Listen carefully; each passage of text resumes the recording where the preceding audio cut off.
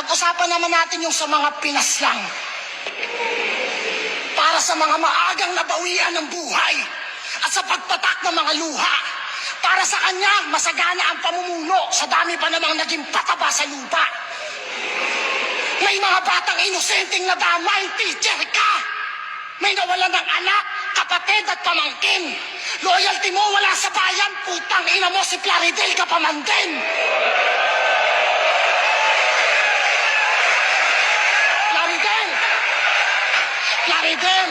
Plaridel, mahina ka kila Luna.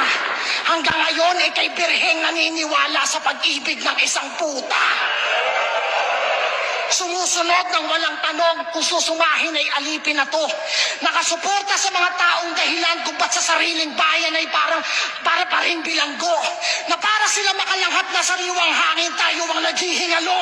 Nakayuko na ako sa sobrang papa ng tingin ko sa'yo.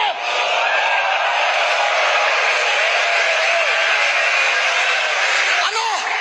Iyak na lang kayo?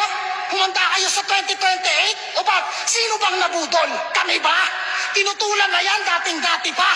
Putang ina, mga propagandang meaningless. At oo, tang ina mo nang gagaling to sa dating kapwa mo, DDS.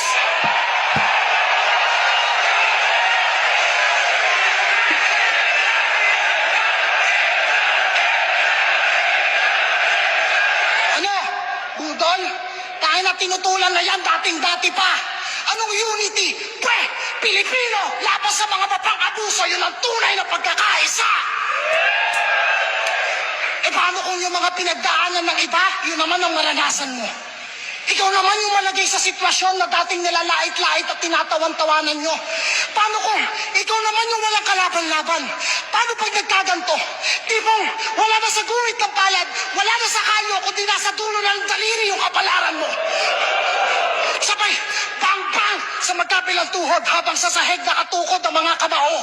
Parang idolo mo, sisiguraduhin kong hindi ka na makakatakbo.